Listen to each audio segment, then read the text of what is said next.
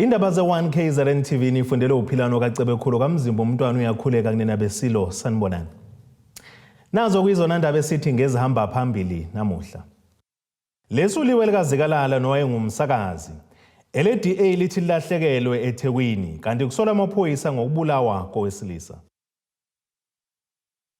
Undunankulu esifundazwe KwaZulu-Natal uSihle Zikalala nowayengumsakazi ongizwe emlando umchuno bathi isinqumo sabo sokwesula amacala okushaya kanye nokwehlisa isithunzi abebekade bevulelene wona ingoba bavikela isifundazwe ebese kuzogcina sibonakala kunoqhekeko kusona.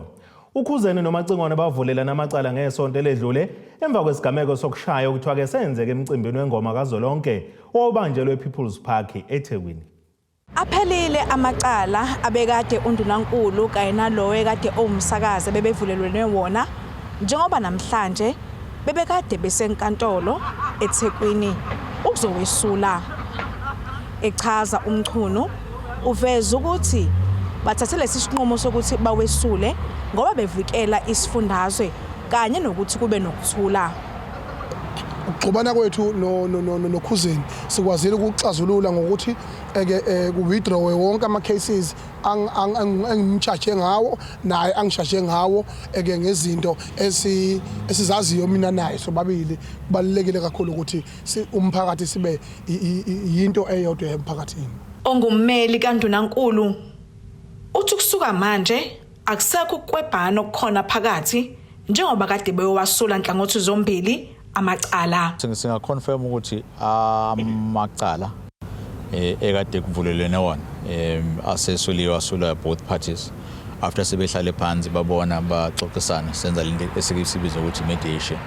So nje kade nibona kuma wonke umuntu ujabulile, wonke umuntu ukahle, kwaxhawulana yonke into yahamba ngohlelo, akukho khona esingakusho ngaphandle ukuthi ake isithathe njengokuthi sekuyinto esidlulile.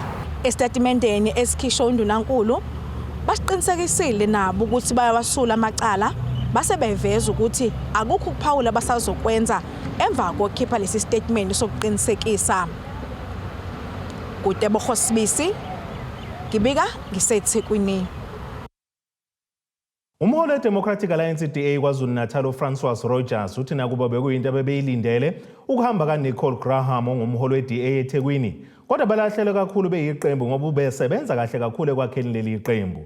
Izolo kuGraham ufake incwadi yokwesula esikhundleni sakhe ngoba ethi useyofunda futhi usezohlala nomndeni wakhe ezweni lase-Australia.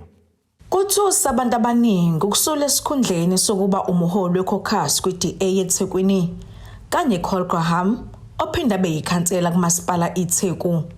Ongumholi waleli qembu kulesi sifundazwe uthi ukusula kwakhe bekuyinto bebeyilindele ngoba wakuveza kade kumele yovala isikhala selungilaba eshamthetho uMbaluntuli osewashiya kuleli qembu. I've known for a while that Nicole is looking at immigrating to Australia. Her parents and her sister and family have immigrated. And she's indicated that she'd like to follow them, and she also wanted to complete her MBA. So when I got her formal resignation yesterday, it was no surprise. uRogers uthi balahlekelwe kakhulu ngoba kuningi abekwenza ukukhulisa iqembu labo. And obviously, you know, it's a sad day for the DA. Nicole's done an enormous amount of work, not just in ETHEKWINI, but in the party as a whole, having held numerous leadership roles in the party. So we'll certainly miss her, but it's a new chapter in her life, and we have to respect that, and we have to wish her well, you know, in her new chapter and in her studies. Echaza ngozovala isikhundla uRogers uthi kuzoba nokhetho lwangaphakathi okuyilona lizokhipha ozovala isikhundla sika Graham. The party then has to look at an internal election, a caucus election, and that will allow any one of the current members of that caucus to be able to be nominated, seconded, and then we have an internal selection process. You know, I'm quite confident that there is leadership in the wings in that party. You know, we've got some good councillors there who can step up to the plate. So that's an internal process that will now have to be followed. And that caucus itself will then determine who leads them further in ETHEKWINI. uNicole ube yikhansela laseThekwini iminyaka eyi11 kanti kulindeleke agcine ekupheleni kwalenyanga. Ngotebogo Sibisi, eThekwini. Ufuna impendulo umndeni wakwaMasonto eMandlanzini ngaseRichards Bay inyakatho nelakaMthaniya emva kokuba amaphoyisa edubulabulala indodana yawo egcekeni ngaphandle kwesizathu. Osinde ngokulambisa noyiwele lomufi umxolisi Masonto ekhuluma ke neziko lezindaba uthi ke namanje basathukile futhi bahlalele uvalweni ukuthi babengaze nje bahlaselwe badutshulwe ngamaphoyisa ingoba nakho babenzeni. Ufuna izimpendulo umndeni wakwaMasonto eMandlanzini kulandela isigameko sokudutshula kubulawa indodana yawo eneminyaka engama-23 amaphoyisa. Osinde ngokulambisa noyiwele nomufi umxolisi Masonto ulandise iziko lezindaba ngokwenzeka ngelanga lesigameko. Ngokwenzeka kwesigameko senzeka la egcekeni kwakulisonto ntambama ngicabanga ukuthi kwakuyoshaya o10 ikhathi umfowethu salimala silinyazwa amaphoyisa egcekeni. Ngokwenzeka sahamba ngemoto iToyota Quantum salandelwa amaphoyisa kodwa azange akhombise ukuthi amaphoyisa mhlamba yasimisa noma nani. Siqala ukunothisa sesizongena egcekeni ukuthi amaphoyisa okuyilapho okwenzeke khona isigameko egcekeni. Amaphoyisa angena ashaya asifutha ngepaper spray kwezoba nokuqhuma kwebhamu ize noma singanotisanga ngoba namahla segcwele ipaper spray kodwa abantu abadubula yibona amaphoyisa and then amaphoyisa azange achazele ukuthi ngaleso sikhathi angena emotweni aphuma abaleka. Okuyilapho esithema sithatha umfowethu simphuthumise uthathola usizo saqala khona epolice station yo reporter kodwa azange sithole usizo epolice station kunalokho basixosha sase sihamba siphuthume enseleni. Uqhube wathi bewumndeni basadunguze bumnyameni ngokuthi iqhubekalani ngecala njengoba amaphoyisa engawazisi lutho kanti bona bewumndeni bazimisele ngokubona ubulungiswa benzeka. Akhona amaphoyisa afika abhala istatement aba abantu abazobuya ekseni kodwa zangabuye aze afika namhlanje nakhona akukho esichazelwe khona asazi ukuthi kwenzakalani sisadidekile nje. Abantu ababona kwenzeka lesi sigameko umndeni wala ekhaya okukona waphuma ngesikhathi uzwa umsindo kunabantu abaxabanayo egcekeni okwakwamaphoyisa nami nomfowethu uphumile kumndeni kusho ukuthi ngalesikhathi uphuma umndeni okuyilapho khona owabona umndeni iphoyisa lilidubula umfowethu. Bakhona abafowethu ababona abasebephumile bakubuka lokho esikufisayo thina ukuthi umthetho wenza indawo yakhe kube nobulungiswa ngoba kukhona konke lokhu asazi ukuthi senzeni nokuthi thini asazi ngempela ngoba abantu bomthetho sisuke sithembe bona ukuthi ibona abazozivikela kodwa sithola sihlukunyezwa yibo. Induna yaseMandlanzini ithi basukumele phezulu bengubuholi bomdabu ngemuva kokuzwa ngalesi sigameko. Uthi sekukaningi umphakathi wakule ndawo ukhala ngamaphoyisa ngokuthi akawenzi ngendlela umsebenzi. Okuyinto ke esihlukumeza kakhulu ngoba kakade umphakathi wala eMandlanzini uyakhala kakhulu ngendlela amaphoyisa asebenza ngayo. Njalo masuke sibize imihlangano namaphoyisa sawamema umphakathi ufika ukhale kakhulu nje ngendlela amaphoyisa awusawemukeli. Siyahlupheka ke thina njengobuholi ukuzama ukuthi umphakathi ngeke kube umphakathi ophilayo uma ngabe inhlaka kahulumeni zingakwazi ukusebenzisana nabo. Ethinto amaphoyisa esifundazwe aluleke ngokuthi umndeni kufanele kuyovula icala emaphoyiseni ngalesi sigameko. Ezindabeni ze1KZNTV kubikuza Amando Sicele ngiseRichards Bay.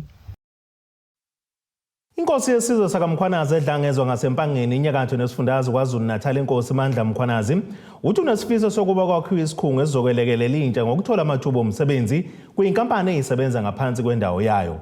Khuluma ke nethimba lezindaba le1KZNTV kwale nkosi uveza ukuthi bahlele kumcimbi okucobelela intsha ngamathuba omsebenzi enhloso yokuthi ke bafuna ukuba ke isizwe esifundile ukuze intsha igweme ukwenza izinto eziphambene nomthetho.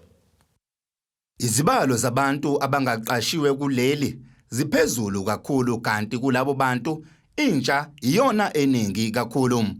Lokhu kudalwa ukuntuleka kwamathuba omsebenzi nokushiya intsha efunde yagogoda kodwa igcine ngokuhlala emakhaya.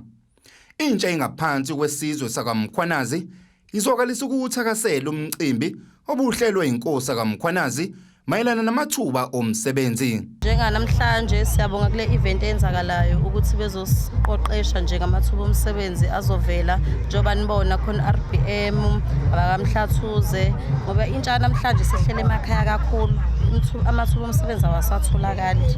So siyathemba njengoba kuthiwa kuzofika ama-learnership into eziningi nje bazosiprovide ngazo enzizosigada. Siyathemba futhi ukuthi sogcina sesiqashiwe nathi singahlali emakhaya. Sijabule kakhulu ukuthi nami osukwini namhlanje since kunendawo kunenkosi inkosi uMkhwanazi ukuthi ifike singabantu abasha ukuthi ihlanganele kanye nathi since sifuna amathuba emsebenzi nenkampani ezikhona ukuthi izisilekelele singabantu abasha siyafisa izinto ezikanjena ngoba sifuna information eningi kubantu abasuke bephambili. Usuku namhlanje lwala esihlanganele khona eDlangezwa ngoba inkosi yethu isithandile kangaka siyuti yasilethela inkampani. Ngiyafisa ukuthi ngathi nazo inkampani zingasisiza ngoba sofuna ulwazi sigayine nje okuningi njengeyuti ngoba ukusondela kwabo kuthina kuzosenzela inzuzo enkulu.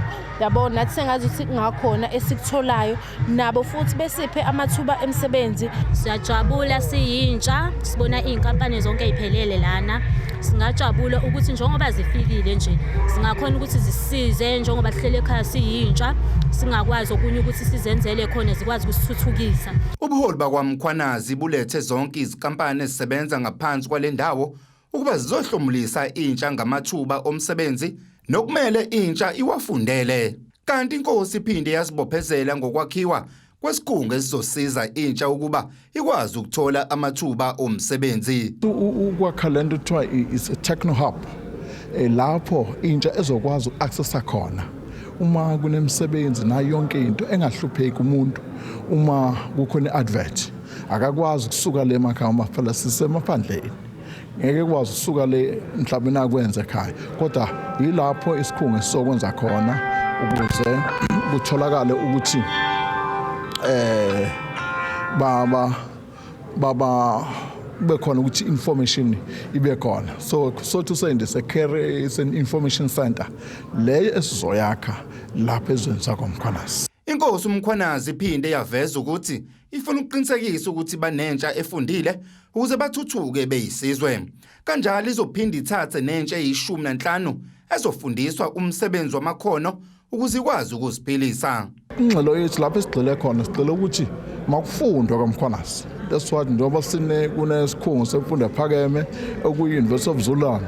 So ke kufanele nathi njengesizwe kufanele sihambisane nalokho okwenzakalako. Sizothatha mhlawumbe intsha eyi15 ifundiswe for 3 years benze carpentry kanjalo no bricklaying nezinto lezinto ezikwazi ukusiza umuntu ongathi ikhona. Inkosi ikholwa ukuthi lokhu kungasiza kakhulu ekutheni intsha ingangeni ebugebengwini nasekusebenziseni izidakamizwa.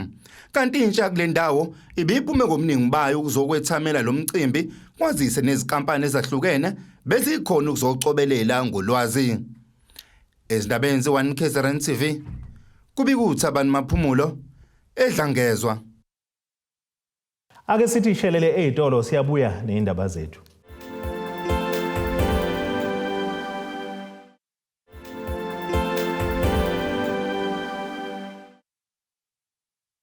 Asibonge siphinde sinamukele nisabukele zona indaba ze1KZNTV. Nazo kuyizona indaba zethu esithi ngezihamba phambili namuhla. Lesuliwe Elikangizwe noyengumsakazi. LDA lithi Lilahlekelwe eThekwini kanti kusola amaphoyisa ngokubulawa kowesilisa. Abazali babafundi batheka ngeke bahlale phansi basonga izandla ekubeni abantwana babo befunda ngaphansi kwezimo ezingezinhle kahle.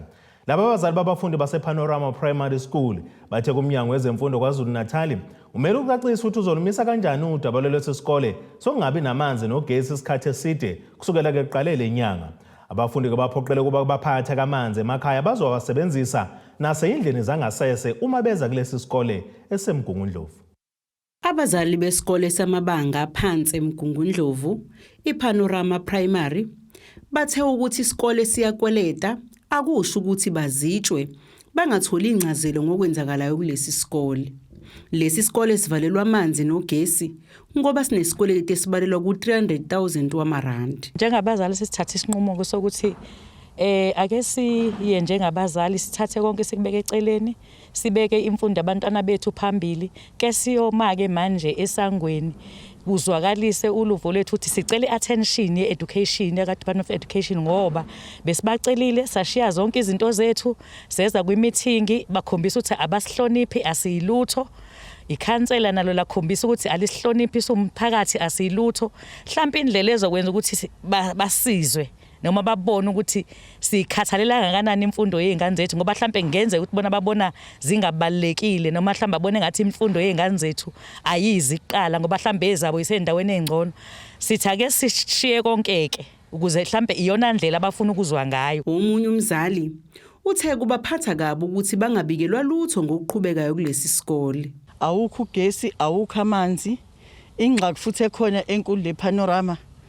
I-education versus lethele othisha nje, uthisha lo ade khona okade efundisa bayamkhipha bengakhulumile nathi bazali.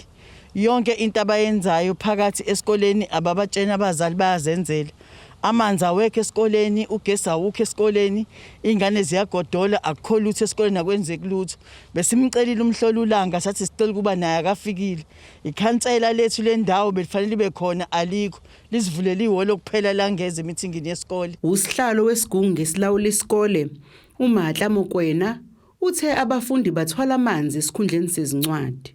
Ingane ziyafunda kona azifundi ngendlela efanele ngoba uMgabela uthisha omkhulu uyewacela ukuthi izingane ziphathe amanzi ukuze zizokwazi ukuthi uma ziya ezindlini ezincane noma zigeze izandla zisebenzise lawo manzi. Ukuthi nathi njengabazali akusiphathi kahle ke lokho ukuthi izingane zizogcina sezithatha amanzi emakhaya ziya nawo esikoleni. Ekubeni kumele ngabe zithatha izincwadi zazo ziya nazo esikoleni. Abazali bayafunga bayagomela bathi ngeke kuqhubeke ukufunda nokufundisa kuze kuba bathola incazelo ephelele ngokwenzekalayo kulesi sikole. Umbiko uqoqwe intatheli yezindaba ze1KZNTV uAyanda Dube eMgungundlovu wabekwe emoyeni uZamando Sicele. Umndeni wakaNene eNkolokotho kwadi 15 ngaphansi komasipala uMtubatuba enyakatho nesifundazwe KwaZulu-Natal uthi ucela usizo kunomobani ongakwazi ukuthi ke bakwazi ukutholela ke usizo lwezempilo indodana yawo neminyaka eli-11 ubudala ekhukhunyalelwa isandla njengoba sebehluleke bancama ukuthola usizo ezibhedlela zikahulumeni. Khuluma ke neziko lezindaba ugogo umntwana uNomusa Nene uthi usehlukumezeka kakhulu ngoba nomntwana uhlala njalo eseyinhlungwini eyinzima kakhulu. Umndeni wakwaNene eNkolokotho eMtubatuba enyakatho nesifundazwe KwaZulu-Natal uthi ke usuqeqe yonke indawo ufuna usizo ngomntwana wabo ongumfanyana nje neminyaka eli-11 11 owenza ke ibanga lika grade 5 eMalanda Primary khona eMtubatuba onenkinga ke yokuvukalelwa isandla. Ugogo uma esilandisa uthi ke umntwana wazalwa nawo lento kodwa ke uma ekhula nayo ilokhu ikhula. Ugogo uthi akasazi ukuthi ke enze njani ngalokhu. Wazalwa enjena wazalwa esibhedlela NPA. Usho ukuthi wazalwa nje lento ikhula kancane. Uma wakhe kwathiwa kahambe kodokotela waba nokwesaba ukuthi yena ungaboni noma wayibona ukuthi phela ingane izofa mangabe beyenza lento. Isandla sahamba ke sakhula ke sanje. Waze washona uma waye ingane. Yasala nami ugogo wayo.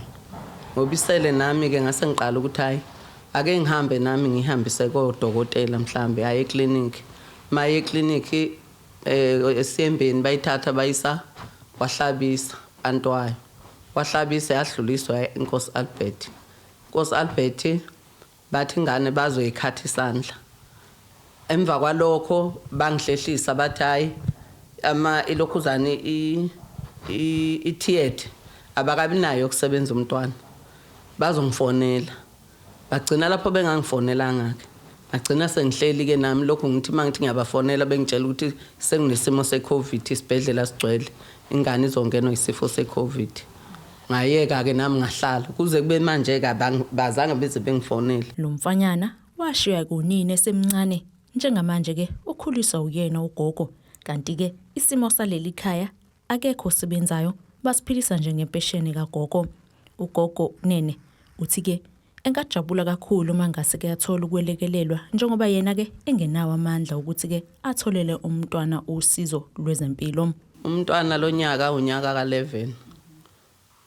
ufunda naso kodwa sona siyakhombisa ukuthi asikho right ngoba njengoba umoya nje unjena siyashintsha sibe grey mangisho kuthiwa kumakhaza siyashisa akezwa ngisho kuba amakhaza lokhu nje waqala ufunda naso sinje kodwa uyasho ukuthi sibhlungu masike sathinteka vele sophe ngendlela emangalisayo ngazi namthi mase sopha angaka ngizothi ngenze njani mhlambe ngisithathe ngesicizo kusawuti sesigcigile impela ke ngalo ukuthi usizo singalitholi kodwa manje singasuthi singasizakala kanjani singajabula mangabe kukhona usizo singalithola mayelana nalomntwana ngoba nami ngihleli nje ngisangena ukuthi yini engayenza ngajabula mangathola ukuthi ngithola usizo ngayo. Baningi ke abantu abafisa ukusiza sebephumela obala kuhlanganisa ke nomnyango wezempilo nawe kusulifinyelele kubo lolu daba njengoba manje bese izinhlelweni ukuthi umfana athole usizo lwezempilo olumfanele. Lezi izindaba ze1KZNTV mina ngingusamukeliswe nguNqulunga ngibika ke ngisenkolokohlo eMtubatuba. Kuchonywa uphaphele gwalagwala abashayeli abathutha kuyingane. uEugene Habit onguhlalo wenhlangano ebiqeqesha abashayeli uthi inhloso onqangi yalolu hlelo kuqinisekisa ukuphepha kwabantwana emgwaqeni kakhulukazi njengoba landileke izinga leingozi emgwaqeni. Habit usho kanjalo ngesikhathi ke kuqhubeka lomcimbi ngokubambisana nomasipala ETHEKWINI, inhlangano yabantekisi Santaco kanjalo nenkampani Toyota eThekwini.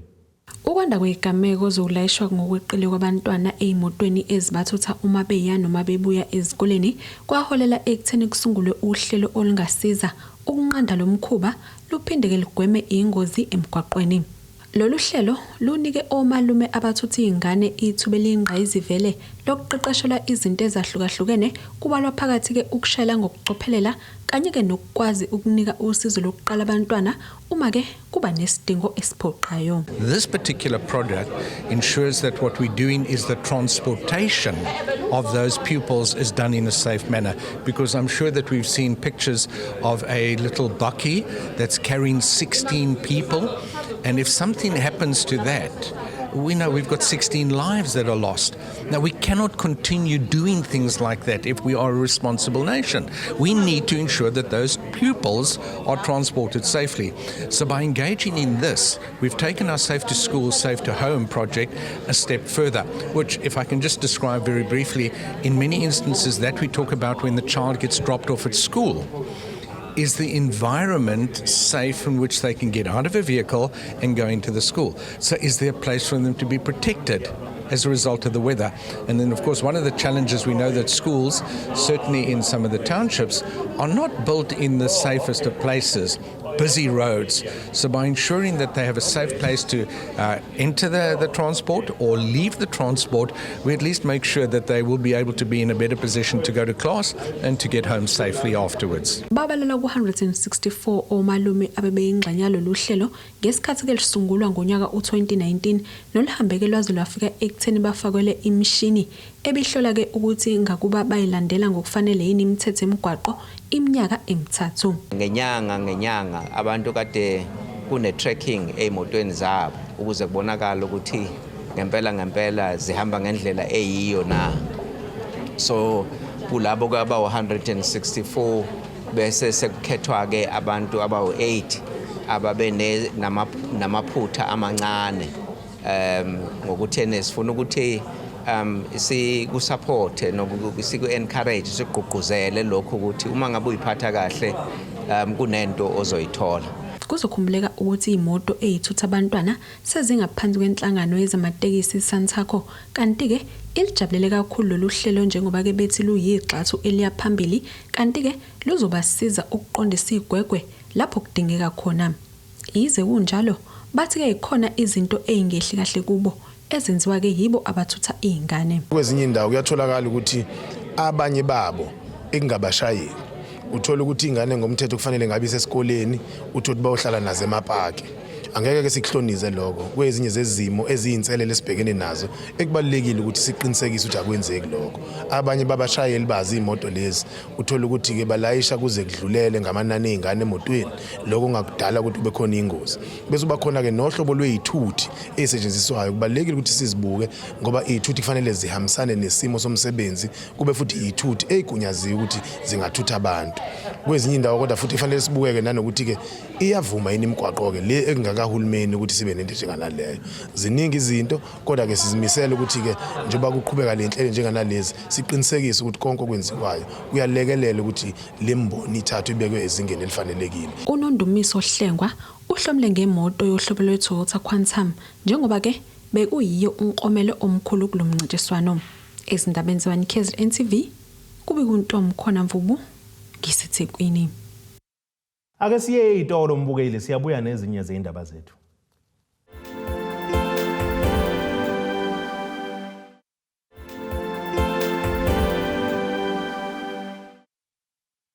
Asibonge siphinde sinamukele nisabukele zona indaba ze-1KZNTV nazo izona izihlokwana zethu esithi ngezihamba phambili namuhla. Lesuliwe Elikangizwe nowayengumsakazi LDA Lithi Lilahlekelwe eThekwini kanti kusola amaphoyisa ngokubulawa kowesilisa. Ake sibheke engosini yezomnotho.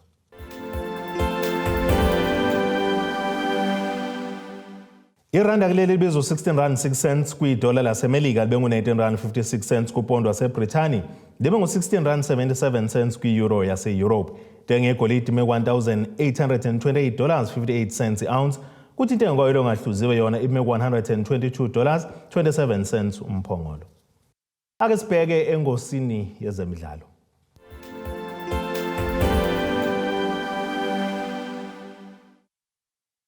Lobe ngumqeqeshi weqembu lebhola laseGibhithe Al-Ahli odabuka kuleli laseNingizimu Afrika uPitso Jingles Mosimane uthi aziqhenya ngakwenzile eqopha umlando naleli qembu elingelinye lamakhulukazi kanjalo futhi nelihlonishwayo ezwenikazi lase-Afrika. Lishonele izolo seyihlukene inhloko nesixhande phakathi kwaleli qembu noMosimane nokuvela ukuthi isinqumo ayithathele sona nakuba iqembu belifuna aqhubeke nokuqeqesha.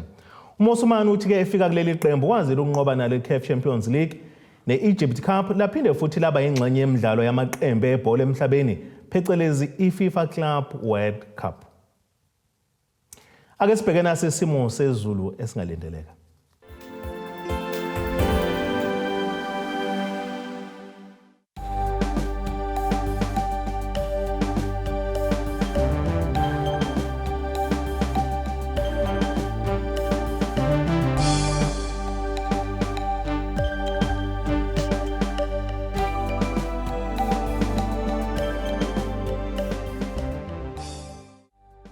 Nina benyathe emnyama kandaba ejame ngomkhonto ophezulu komzimvubu amamponda isabo kuyehlela zingake besiyiphaka namuhla kuze kube ngokuzayo khulu.